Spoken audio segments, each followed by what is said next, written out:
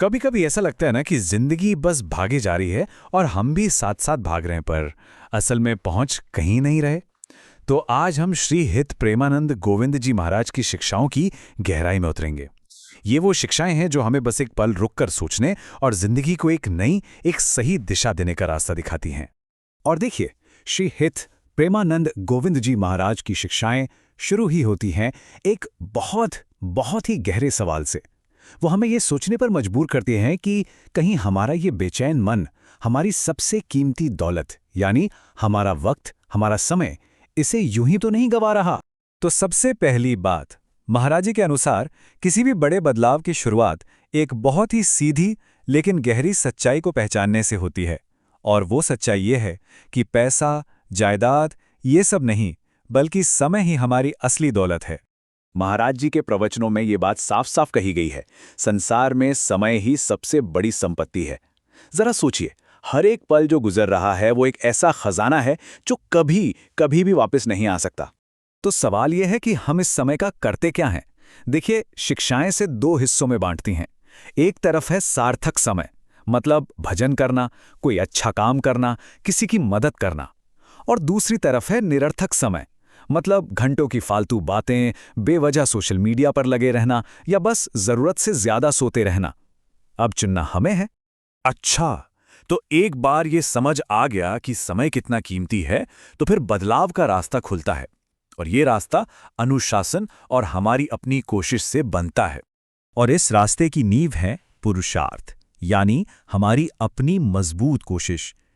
और ये सिर्फ मेहनत नहीं है, नहीं, शिक्षाओं के हिसाब से पुरुषार्थ ही परम दैव है। मतलब हमारी अपनी कोशिश में इतनी दैवीय शक्ति है कि वो न सिर्फ हमारी आध्यात्मिक यात्रा को बल्कि हमारे भाग्य तक को बदल सकती है। इस पूरी प्रक्रिया को 3 बहुत ही सीधे और प्रैक्टिकल स्टेप्स में बताया गया है। पहला, एक दिनचर्या पकड़ लीजिए, एक रूटीन बनाइए। दूसरा, प्रबल पुरुषार्थ कीजिए, मतलब पूरी जान लगा दीजिए। और तीसरा, निरंतर नाम जप कीजिए, उसे रुकने मत दीजिए। इस मानसिकता को समझाने के लिए एक बहुत ही जबरदस्त उदाहरण दिया गया है कि एक साधक को बॉर्डर पर खड़े सैनिक की तरह होना चाहिए, हमेशा अलर्ट, हमेशा तैयार। क्यों? क्योंकि किसे पता कौन सी सांस आखिरी हो। इस रास्ते पर हर एक पल कीमती है। लेकिन सैनिक की तरह चौकन्ना रहने का मतलब सिर्फ पॉजिटिव काम करना ही नहीं है। इसका मतलब उन चीजों से बचना भी है जो हमारी साधना को, हमारी प्रैक्टिस को कमजोर कर सकती हैं।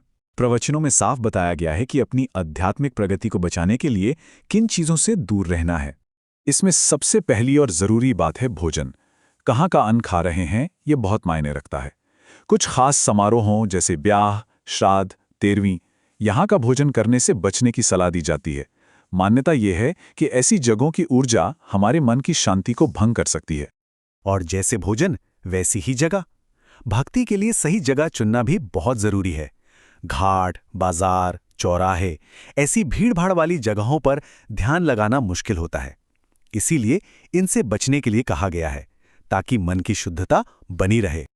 अब भोजन और स्थान से आगे बढ़कर बात करते हैं उन कामों की, उन कर्मों की जो सिर्फ हमारी तरक्की को रोकते नहीं बल्कि हमें पतन की ओर ले जाते हैं। शास्त्र कहते हैं कि ये कर्म हमें मृत्यु के बाद कष्ट यानी नरक का रास्ता दिखाते हैं। इस लिस्ट में आप एक कॉमन थीम देखेंगे, वो है विश्वास और सम्मान। विश्वासघात करना, एहसान फरामोश होना और खास तौर पर माता पिता या गुरु का अपमान करना, इन्हें आध्यात्मिक पतन का सीधा रास्ता बताया गया है।